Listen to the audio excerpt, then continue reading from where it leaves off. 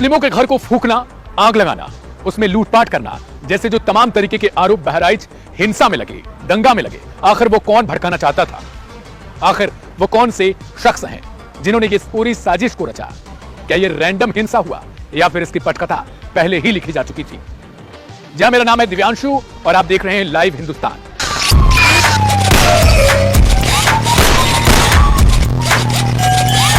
Crime कथा में इस वक्त बहराइच दंगे से सीरीज जो जुड़ी हुई है, उसका हर रोज हम एक नया अध्याय लेकर आ रहे हैं। आज नया अध्याय दैनिक भास्कर के गुप्त कैमरे पर जिन दो दंगाइयों ने ये खुद कबूला था कि वो हिंसा में थे, उन्होंने आग लगाई, उनका मकसद था पूरे महाराजगंज को फूंकना, वो दोनों गिरफ्तार हो चुके हैं। हमने ये लगातार आपको खबर दिखाई इस क्राइम कथा में, इसी सीरीज से जुड़ी हुई एक के बाद एक एपिसोड लाई और अब फिलहाल कार्रवाई हो चुकी है। उन्हें कल ही गिरफ्तार कर लिया गया था। इन दोनों से गिरफ्तारी के बाद सवाल पूछे गए और इन्होंने कबूल किया कि हाँ, ये हिंसा में शामिल थे। दैनिक भास्कर के कैमरे पर इन्होंने खुद ही कबूल किया था, गुप्त कैमरे पर, कि इन्हें दंगा भड़काना था। इनका मकसद था लोगों को जलाना, लोगों के घर को जलाना, पूरे महाराजगंज को फूंकना।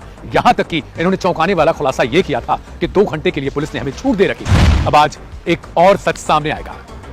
दरअसल जो हरदी थाने के थानाध्यक्ष थे, उन्होंने एसपी वृंदा शुक्ला को एक लेटर लिखा था। वो लेटर हम अपनी स्क्रीन पर आपको दिखा रहे हैं।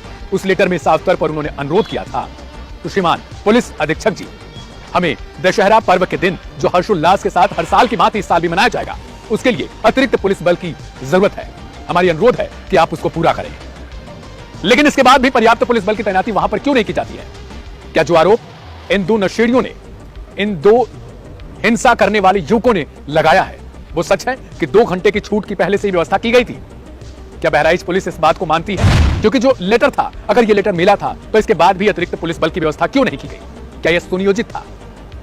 ये सारे सवाल विपक्षी पार्टियां पूछ रही हैं और इस लेटर के बाद तो अहम सवाल खड़ा होता है एसपी वृंदा शुक्ला पर भी, क्योंकि विपक्ष लगातार इस बात के आरोप लगा रहा है कि यह सुनियोजित तरीके से रचा हुआ एक दंगा, एक हिंसा है। राम गोपाल मिश्रा को मारना हो, उसकी हत्या हो, या फिर छत पर चढ़ाकर भीड़ द्वारा लगातार उसे उत्साहित करना हो कि वो और कुछ करे, ये दोनों गलत है। ये दोनों जघन्य अपराध था।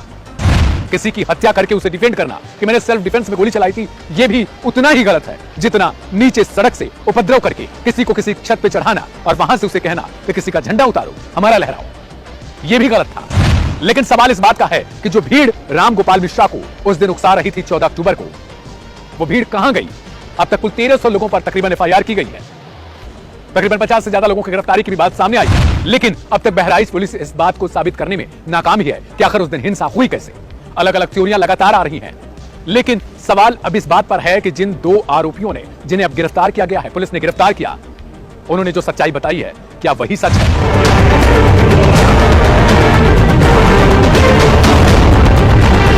अब तक जो रिपोर्ट सामने आई है, दैनिक भास्कर ने अपनी खबर में इस रिपोर्ट को लिखा है कि वहां पर जो बाइक की एजेंसी थी हीरो की, उसके अलावा बगल में लखनऊ सेवा अस्पताल था, उन दोनों को जानबूझकर जलाया गया क्योंकि उन दोनों का मालिक मुसलमान है। कई बार यह खबर आई कि जो बाइक की एजेंसी थी वो मुस्लिम युवक के नाम पर नहीं थी।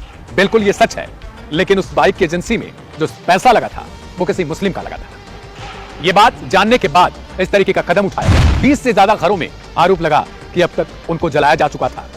उनमें जो वाहन खड़े थे उनको फूंक दिया गया। अगल बगल जितनी गाड़ियां मिली उन सबको आग लगाया गया और ढूंढ ढूंढ के आग लगाया जा रहा था कि आखिर कौन किस समुदाय का है। तो क्या पूरी साजिश पहले से रची गई? लोगों के लगातार सोशल मीडिया पर कमेंट्स आ रहे हैं, लोग लगातार इस बात के सवाल उठा रहे हैं। कभी एक पक्ष कहता है कि तुम सिर्फ दूसरे पक्ष की बात करते हो, तो दूसरा पक्ष लगाता है कि तुम केवल इस पक्ष की बात करते हो। लेकिन पक्ष विपक्ष का कोई रोल ही नहीं है। यहाँ पर रोल है तो केवल इंसानियत का। बीजेपी के विधायक ने खुद के 7 से 8 नेताओं पर एफआईआर दर्ज कराई, लेकिन अगले ही दिन अपने बयान से वो यूटर्न मारते हैं और कहते हैं कि मुझे मालूम ही नहीं था कि जिस पर मैंने एफआईआर दर्ज कराई वो बीजेपी का नेता है। यानी अगर विधायक महोदय को पता होता कि वो बीजेपी का है तो वो उस पर एफआईआर दर्ज नहीं कराते। लेकिन पहले दिन तो उन्होंने सारा खेल कर दिया था। पहले ही दिन उन्होंने खुलासा कर दिया था कि हिंसा में बीजेपी के स्थानीय नेताओं का रोल। उन्होंने पत्थर चलवाए, यहां तक कि फायरिंग करवाई, विधायक को जान से मारने की कोशिश की। ये विधायक ने अपनी एफआईआर में लिखवाया। लेकिन बाद में जैसे ही विपक्षी पार्टी इस बात का फायदा उठाने की कोशिश करती है, विधायक अगले दिन अपने बयान से पलटी मार देते हैं और कहते हैं कि हमें तो ये पता नहीं था कि हमारा बीजेपी का कार्यकर्ता है ये या नेता है। विधायक को इतना भी नहीं पता कि उसके स्थानीय नेता उसकी पार्टी के हैं। उसके बाद इस तरीके की बयानों से पलटी मारना, कहीं ना कहीं पहले खुलासा करना और बाद में यह कहना कि मुझे तो कुछ पता ही नहीं। ये वही विधायक हैं जिन्होंने राम गोपाल मिश्रा की परिवार की मुलाकात मुख्यमंत्री योगी आदित्यनाथ से करवाई थी। उसके बाद विधायक को लेकर वाहवाही जरूर हो रही थी, लेकिन अगले दिन जैसे ही वो खुलासा करने की बात करते हैं और उसके बाद वो अपने बयान से पलटी मारते हैं, उसमें बहुत सारे सवाल खड़े हो जाते हैं। फिलहाल एक और चीज अहम हो जाती है जब इसी भास्कर की इन्वेस्टिगेटिव रिपोर्टिंग में एक चीज निकलकर सामने आती है। हरदी थाने पर ही तैनात एक पुलिस अफसर जो अपनी नाम ना बताने की शर्त पर इस बात का खुलासा करता है कि वहां पर आखिर क्या कुछ हुआ था। विधायक से पूछे बिना आसपास के 4 थानों में 151 यानी मामूली केस तक के केसेस में एफआईआर दर्ज नहीं होती है।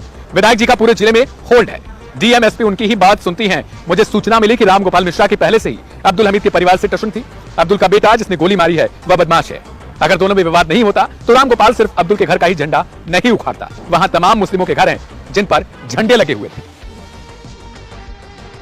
यानी अगर इस पुलिस अफसर की बात को सही माना जाए तो फिर यह पूरा मामला केवल दूसरे समुदाय को टारगेट करता है। उस भीड़ पर अब तक क्या कार्रवाई हुई इसकी भी कोई खबर नहीं है। महज एफआईआर दर्ज हुई है अज्ञात लोगों पे। घटना से जुड़े कई सीसीटीवी फुटेज, इसके अलावा कई वीडियोस जो सोशल मीडिया पर वायरल हो रही हैं, उसमें एक और चीज होती है जिससे बहराइच पुलिस की कहीं ना कहीं पोल खोलती हुई नजर आती है। एक सीओ साहब हैं, वो अश्रु गैस के गोले छोड़ना चाहते थे,